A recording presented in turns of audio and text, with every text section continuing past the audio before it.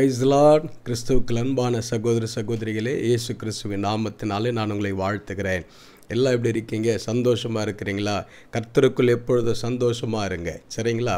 சரி, இன்றைக்கு கூட நம்ம தொடர்ந்து அருமையான செல்லதுரை ஐயாவிற்கு கர்த்தர் கொடுத்த அந்த தரிசனம், ஒவ்வொரு திங்கட்கிழமையும் அவருடைய வார்த்தைகளை நம்ம தியானித்து கொண்டிருக்கிறோம், கேட்டு கொண்டிருக்கிறோம்.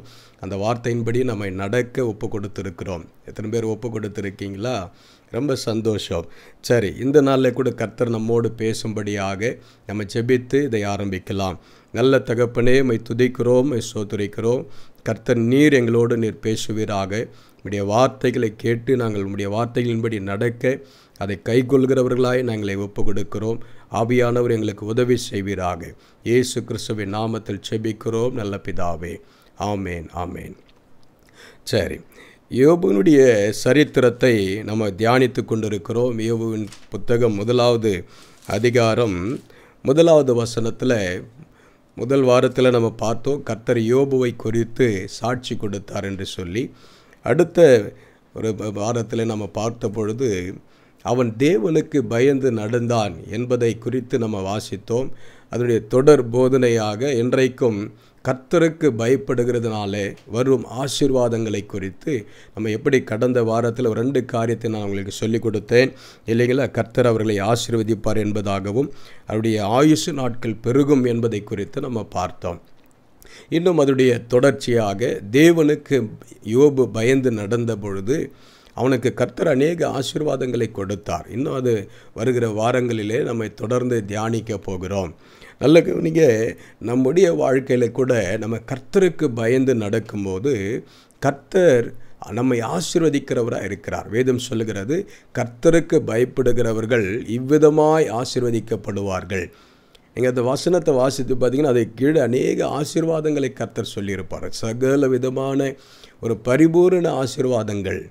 அப்போ கர்த்தருக்கு பயப்படுகிறவர்கள் பரிபூரணமான ஆசீர்வாதங்களை பெற்றுக்கொள்ள முடியும், பரிபூரணமான நன்மைகளை பெற்றுக்கொள்ள முடியும், கர்த்தரிடத்திலிருந்து நம்ம பெற்றுக்கொள்ள முடியும். எனக்கு அன்பானவர்களே, பாருங்கள், தேவனுக்கு பயந்து நடக்கிற அனுபவம் உங்களுக்கு இருக்கிறதா? நம்ம போன மாதத்தில் பார்த்தோம் இல்லைங்களா? நம்ம கர்த்தருக்கு பயப்படுறதுனா என்ன, தீமையை வெறுக்கணும் அப்படின்னு சொல்லி எத்தனை பேர் ஒப்பு கொடுத்தீங்க? நம்ம தீமையை வெறுத்து, பாவத்தை வெறுத்து பரிசுத்தமாய் வாழ நான் ஒப்பு கொடுத்துருக்கிறேன். அல்லது நான் மறைவிடங்களில் இருக்கும்போது கூட என் தேவனுக்கு முன்பதாக நான் பரிசுத்தமாய் காணப்படணும்னு விரும்பியிருக்கிறேன் அப்படின்னு சொல்லி எத்தனை பேர் ஒப்பு கொடுத்துருக்கீங்க? நம்ம ஏன் வார்த்தைகளை கேட்கிறோம்? ஆண்டவர் ஏன் நம்ம இடத்துல பேசி கொண்டிருக்கிறார்? அந்த வார்த்தைகளை கேட்டு இந்த செய்தி நல்லா இருந்துச்சு பிரதர் அப்படின்னு சொல்லுகிறதற்காக அல்ல. நம்ம அது இந்த சர்டிஃபிகேட்டு நமக்கு ஒன்றும் பிரயோஜனம் கிடையாது. நல்லா இருந்துச்சுன்னு சொல்கிற பிரயோஜனம், இந்த செய்தி நல்லா இருந்துச்சு அப்படின்னு சொன்னால் உங்களுக்கும் பிரயோஜனம் இல்லை, எனக்கும் பிரயோஜனம் இல்லை. இந்த செய்தி என்னை தொட்டது அப்படின்னு சொன்னால் தான் உங்களுக்கும் ஆசீர்வாதம், எனக்கும் ஆசீர்வாதம். இதனால் தேவன் மகிமைப்படுகிறார். அல்லேலூயா. எனக்கு அன்பானவர்களே, இந்த வார்த்தைகளை நம்ம கேட்டு இது நல்லா இருந்துச்சுன்னு சொல்கிறதுக்காக அல்ல, இந்த வார்த்தைகளை என் வாழ்க்கையில் கிரியை செய்யணும், நம்ம அர்ப்பணிக்கணும், விட்டு கொடுக்கணும், ஒப்பு கொடுக்கணும். சரி, வேகமாக இன்னும் சில காரியங்களை நான் சொல்லி நான் ஜெபித்து முடிக்க ஆசைப்படுகிறேன். சங்கீதங்களின் புத்தகம் 111வது சங்கீதம் 10வது வசனத்தை நம்ம வாசித்தோம் அப்படின்னு சொன்னால், 111வது சங்கீதம் 10வது வசனத்தில் கர்த்தருக்கு பயப்படுதலே ஞானத்தின் ஆரம்பம். பாருங்க, இதுதான் தாவீதுடைய மகன் இல்லைங்களா, சாலமோன் அதை தான் எழுதுகிறார் நீதிமொழிகளில். கர்த்தருக்கு பயப்படுதலே ஞானத்தின் ஆரம்பம். அதுதான் ஞானத்தின் ஆரம்பம். அந்த ஞானத்தை கொடுக்கிறவர் கர்த்தர் இல்லைங்களா? அப்போ வேதம் சொல்லுகிறது, ஒருவன் ஞானத்தில் குறைவுள்ளவனாக இருந்தால் சம்பூர்ணமாய் கொடுக்கிற தேவனிடத்தில் கேட்க கடவன். அப்போ நீ கர்த்தருக்கு பயந்தா அது அந்த ஞானம் உனக்கு ஆரம்பிக்கப்படும். அதை பரிபூர்ணமாய் பெற்றுக்கொள்ளணும் அப்படின்னு சொன்னால் நீ தேவனுக்கு பயந்து உத்தமனாய், சன்மார்க்கனாய், பரிசுத்தமாய் வாழ உன்னை ஒப்பு கொடுத்து நீ நடக்கும்போது கர்த்தர் உனக்கு சம்பூர்ணமான ஞானத்தை கொடுப்பார். சாலமோன் கேட்ட, ஆண்டவரே, இந்த ஜனங்களை நடத்தும்படியாய், இவர்களை ஆளுகை செய்யும்படியான ஒரு ஞானத்தை எனக்கு கொடுங்க. ஆண்டவர் அவன் கேட்டபடியே ஞானத்தை கொடுத்ததும் அன்றி அவனுக்கு திரளான ஆஸ்திகளையும் ஐஸ்வர்யத்தையும் கர்த்தர் கொடுத்தார். பாருங்கள், அவருக்கு வேண்டுகிறதற்கும் கேட்கிறதற்கும் விரும்புகிறதற்கும் அதிகமாய் கொடுக்கிற தேவன். என்ன கேட்குறியோ அதை கொடுக்கறது இல்லைங்க, அதை விட அதிகமாக கொடுப்பார். நீங்கள் கேட்டு பாருங்கள். அப்போ இது ஒரு துவக்கணும், ஒரு ஞானம். நான் துவங்கணும் அப்படின்னு சொன்னால் நீ கர்த்தருக்கு பயப்படணும். அது ஆரம்பமாக இருக்கிறது. அதன் பிறகு நீ உண்மையாக அந்த கர்த்தருக்கு பயப்படுதலை நீ நடக்கும்போது அதனுடைய பரிபூரணத்தை, நிறைவை உங்களால் பெற்றுக்கொள்ள முடியும். எவ்வளோ பெரிய ஆசீர்வாதம்! கர்த்தருக்கு பயப்படுகிறது இவ்வளோ பெரிய ஆசீர்வாதமா? ஞானம் பாருங்கள். இந்த உலக படிப்பு உனக்கு அறிவை கொண்டு வரும், நல்லது. அறிவு சம்பாதிக்கணும் இல்லைங்களா, நல்லது.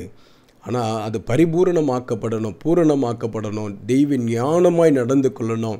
எல்லாவற்றிலும் நம்ம ஞானமாய் செயல்படணும். எது நன்மை எது தீமை நிறைய படித்தவர்களுக்கு இது தெரியாது. எது உண்மை எது பொய் நிறைய படித்தவங்களுக்கு இது தெரியாது.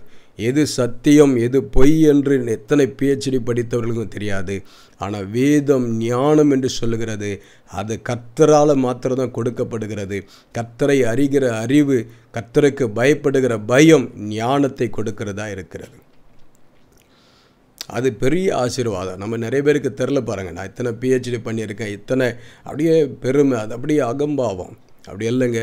ஒன்றும் படிக்காதவங்க கூட சில இடத்துல ஞானமாக நடந்து கொள்ளுவாங்க. சத்தியத்தை அறிந்தவர்கள், கர்த்தருக்கு பயப்படுகிறவர்கள்.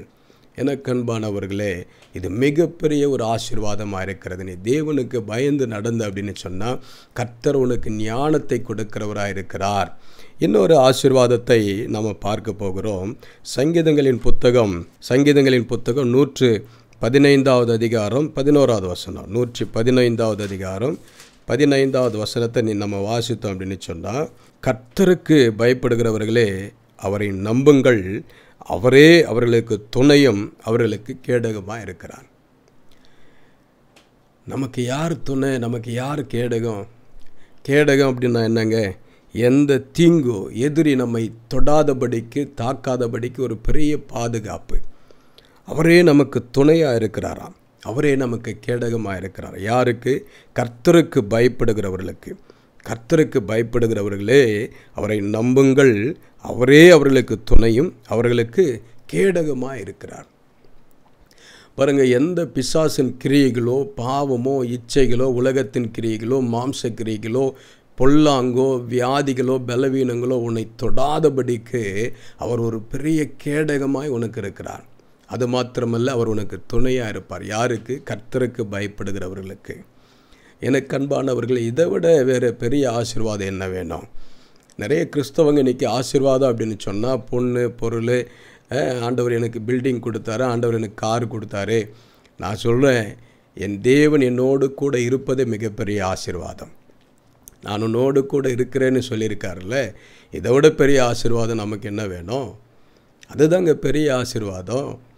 நம்ம நினைக்கிறோம் இது இந்த உலகத்தில் அவர் இருந்தால் எல்லாத்தையும் அவர் பார்த்துக்கொள்வார், அவர் இருந்தால் அவர் எல்லாவற்றையும் நம்மை ஆசீர்வதிப்பார், சகல சத்தியத்திலும் நடத்துவார், சகலவற்றிலும் நம்மை சரியாய் நடத்துகிற தேவனாக இருக்கிறார். அவர் நமக்கு பாதுகாப்பு, அவரே அரண், அவரே கேடகம், அவரே நம்முடைய துணை, அவர் தான் நமக்கு எல்லாமே. அவர் நம்மோடு இருக்கிறார். இல்லை, எவ்வளோ பெரிய ஆசீர்வாதம்! கர்த்தருக்கு பயந்தவர்களுக்கு இதுதான் ஆசீர்வாதம். அவர் துணையாக இருக்கிறாரா, கேடகமாக இருக்கிறார். உங்கள் வாழ்க்கையில் கர்த்தர் துணையாக இருப்பார். எனக்கு அன்பானவர்களே, இப்படிப்பட்ட ஆசீர்வாதம் யோபுவுக்கு கர்த்தர் கொடுத்தார். துணையாக இருந்தார், கேடகமாக இருந்தார். அப்படி ஆஸ்தி இந்த பூமியில் பெருகிற்று என்பதாக வேதம் சொல்லுகிறது. அவன் எல்லாவற்றிலும் புகழ்ச்சியுள்ளவனாக இருந்தான் என்பதாக வேதம் சொல்லுகிறது. நீங்கள் தேவனுக்கு பயந்து நடக்கும்போது அவர் உங்களோடு கூட இருப்பார். அவர் உங்களுக்குள்ளே வாசம் பண்ணுவார். உங்களோடு கூட இருந்து உங்களுக்கு பாதுகாப்பை கொடுப்பார். இன்னொரு ஆசீர்வாதத்தை கூட நம்ம பார்க்க போகிறோம். நீதிமொழிகளின் புத்தகம் 14வது அதிகாரம். நீதிமொழிகள் 14வது அதிகாரம். நேரம் குறைவாக இருக்கிறதுனால வேகமாக சில காரியங்களை உங்களுக்கு சொல்ல நான் ஆசைப்படுகிறேன். 14வது அதிகாரம் 26வது வசனத்தை நம்ம வாசித்தோம் அப்படின்னு சொன்னால், கர்த்தருக்கு பயப்படுகிறவனுக்கு திட நம்பிக்கை உண்டு, அவன் பிள்ளைகளுக்கும் அடைக்கலம் கிடைக்கும். எவ்வளோ பெரிய ஆசீர்வாதம்! கர்த்தருக்கு பயப்படுகிறவர்களுக்கு திட நம்பிக்கை இருக்கும்.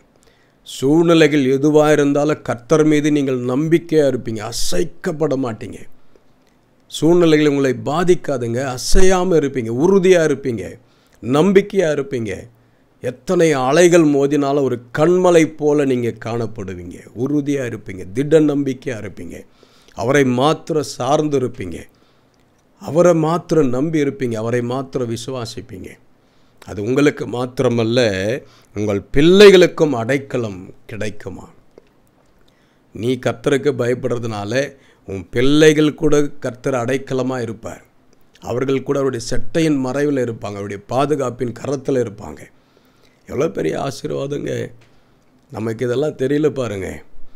இந்த ஆசீர்வாதம் ஏன் நமக்கு நிறைய ஆசீர்வாதங்களை தேடி கூட்டமாக போகிறோம், நிறைய ஊழியர்களை தேடி போகிறீங்க, லெட்டர் எழுதுறீங்க, ஃபோன் பண்ணுறீங்க.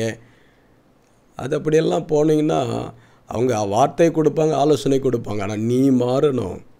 நீ கர்த்தருக்கு பயப்படாமல் யார் உனக்கு ஜெபித்தாலும் ஒன்றும் நடக்காது. இயேசு கிறிஸ்து இந்த உலகத்தில் வாழ்ந்த பொழுது கூட அநேகருக்கு அற்புதம் செஞ்சார். ஆனால் அவர் ஒரு காரியத்தை எதிர்பார்த்தார். நீ விசுவாசிக்கிறியா? என்னால் ஆகும் என்று சொல்லி நீ நம்புறியா? விசுவாசிக்கிறியா? உன் விசுவாசமே உன்னை ரட்சித்தது. பெரும்பாடுள்ள ஸ்திரியை பார்த்து கர்த்தர் சொன்னார், விசுவாசிக்கிறாள், ஆண்டவரை அவள் பார்த்து ஆண்டவருடைய சமூகத்தில் வந்து அவருடைய வஸ்திரத்தின் ஓரத்தை ஆகிலும் தொட்டால் எனக்கு சுகம் கிடைக்கும்னு சொல்லி நம்பினா, விசுவாசித்தாள். அவளுக்குள்ள ஒரு மாற்றம். முதலாவது அந்த மாற்றத்தில், விசுவாசத்தில் அவர் கிரியையில் காண்பித்தாள். எனக்கு அன்பானவர்களே, இன்றைக்கி வெளியில் போய்ட்டு நீங்கள் போங்க, கூட்டங்களுக்கு போங்க, ஊழியக்காரர் இடத்துல போங்க, ஜெபம் பண்ணிக்கொள்ளுங்க, ஃபோன் பண்ணுங்கள், லெட்டர் போடுங்க, என்ன வேணால் பண்ணுங்கள். ஆனால் எல்லாமே உனக்குள்ளே மாற்றம் நடக்கிற வரைக்கும் ஒன்றும் நடக்காது. உனக்குள்ள ஒரு மாற்றம் வரணும். நீ கர்த்தருக்கு பயப்படணும். அப்படி நீ பயந்த அப்படின்னு சொன்னால் உங்களுக்கு இப்படிப்பட்ட ஆசீர்வாதத்தை கர்த்தர் கொடுப்பார். என்ன ஆசீர்வாதம்? வேதம் அழகாக சொல்லுகிறது, திட நம்பிக்கை உண்டான். நீங்கள் அசைக்கப்படாமல் இருப்பீங்க. சூழ்நிலைகள், எத்தனை சூழ்நிலைகள் உனக்கு எதிராக இருந்தாலும் நீங்கள் அசைக்கப்பட மாட்டீங்க. திட நம்பிக்கையாக இருப்பீங்க, உறுதியாக இருப்பீங்க. உனக்கு மாத்திரமல்ல, உங்கள் பிள்ளைகளுக்கும் அது இருக்கும். இன்னொரு வசனம், நீதிமொழிகள் 4வது அதிகாரம் 14வது அதிகாரம் 27வது வசனத்தை நம்ம வாசித்தோம் அப்படின்னு சொன்னால், கர்த்தருக்கு பயப்படுதல் ஜீவ ஊற்று, அதனால் மரண கண்ணிகளுக்கு தப்பலாம். பாருங்க, எவ்வளோ பெரிய நன்மைகளை, ஆசீர்வாதங்களை கர்த்தர் வச்சிருக்கிறார். அதுதான் ஜீவ ஊற்றான். கர்த்தருக்கு பயப்படுகிறது தான் ஜீவ ஊற்று. நம்முடைய ஆத்துமா மரணத்திலிருந்து தப்பணும். மரணம் எது? பாவம் செய்கிற ஆத்துமா சாகும் என்று வேதம் சொல்கிறது. அப்போ அந்த பாவத்தின் பிடியிலிருந்து, பாவத்தின் மரணத்திலிருந்து நம்ம தப்பிக்கணும் அப்படின்னு சொன்னால், நம்ம கர்த்தருக்கு பயந்தா அதுதான் நமக்கு ஜீவனை கொடுக்கும். ஜீவ ஊற்றாக இருக்கிறது. இதை விட பெரிய ஆசீர்வாதம் என்ன வேணும்? எனக்கு அன்பானவர்களே, கவனிங்க, எவ்வளோ ஆழமான சத்தியங்கள். இந்த உலகத்தில் நமக்கு பரலோக வாழ்வை கர்த்தர் நமக்கு இந்த உலகத்திலே கொடுக்குறாருங்க. அவருக்கு பயந்து நடக்கும்போது அதுதான் ஜீவ ஊற்று என்பதாக வேதம் சொல்லுகிறது. அது மாத்திரமல்ல, இன்னொரு வசனத்தை கூட நான் உங்களுக்காக வாசிக்க ஆசைப்படுகிறேன். இந்த கர்த்தருக்கு பயப்படுகிற அந்த பயம் நமக்கு ஒரு கட்டளையாகவே கொடுக்கப்பட்டிருக்கிற 33வது சங்கீதம் 8வது வசனம், பூமி எல்லாம் கர்த்தருக்கு பயப்படுவதாக. ஆண்டவர் சொல்லியிருக்கிறார், இந்த பூமியில் இருக்கிறவர்கள், பூமி எல்லாமே கர்த்தருக்கு பயப்படணும். ஆனால் இன்றைய காலத்தில் அந்த வார்த்தைகளெல்லாம் நாம் தியானிக்கிறதில்ல. கர்த்தர் உங்களை ஆசீர்வதிப்பார், ரொம்ப சந்தோஷமாக இருக்குது. கர்த்தர் உங்களை வாளாக்காமல் தலையாக்குவார், ரொம்ப சந்தோஷம். ஐயோ, இப்படிப்பட்ட வார்த்தைகள். சத்தியத்தை சொல்லுகிறவர்களே இன்றைக்கி யாரும் ஏற்றுக்கொள்கிறது இல்லை. சத்தியத்தை நீ கர்த்தருக்கு பயந்து நடந்தால் தான் உனக்கு ஆசீர்வாதம் வேதம் சொல்லுது. அதை ஊழியக்காரன் சொன்னால் அந்த ஊழியக்காரர் ரொம்ப மோசங்க அப்படின்னு சொல்லிடுறோம். அப்படி அல்ல எனக்கு அன்பானவர்களே. சத்தியத்தை சத்தியமாய் போதிக்கிறவர்களை, அந்த சத்தியத்தின் வெளிச்சத்தில் நீங்கள் நடக்கும்போது மாத்திரமே உங்கள் வாழ்க்கையில் ஆசீர்வாதங்கள் வரும். அதை நீங்கள் பெற்றுக்கொள்வீங்க. எப்படிப்பட்டதான ஆசீர்வாதங்களை உங்கள் வாழ்க்கையில் நீங்கள் பெற்றுக்கொள்ளணும் அப்படின்னு சொன்னால் கர்த்தருக்கு பயந்து நடங்க. இன்னும் அநேக ஆசீர்வாதங்கள் இருக்கிறது. தொடர்ந்து அடுத்த வாரங்களில் நம்ம இதை தியானிக்க போகிறோம். அது வரைக்கும் நீங்கள் ஜெபித்து கொள்ளுங்கள். கர்த்தர் உங்களோடு கூட இருப்பாராக. ஆமேன். நல்ல தகப்பனே, உம்மை ஸ்தோத்திரிக்கிறோம், உம்மை துதிக்கிறோம். கர்த்தருக்கு பயப்படுகிறவர்களுக்கு இப்படிப்பட்டதான நன்மைகளையும் ஆசீர்வாதங்களை கர்த்தர் நீர் வைத்திருக்கிறீர். இந்த ஆசீர்வாதங்களை நாங்கள் சுதந்திரித்து கொள்ளத்தக்கதாக எங்களை நாங்கள் ஒப்பு கொடுக்கிறோம். உமக்கு பயந்து நடக்க எங்களை அர்ப்பணிக்கிறோம். கர்த்தர் அப்படி செய்துவிட்டு அன்பிற்காக ஸ்தோத்திரம். இயேசு கிறிஸ்துவின் நாமத்தில் பிதாவே, ஆமேன், ஆமேன். கர்த்தர் உங்களை ஆசீர்வதிப்பாராக. God bless you.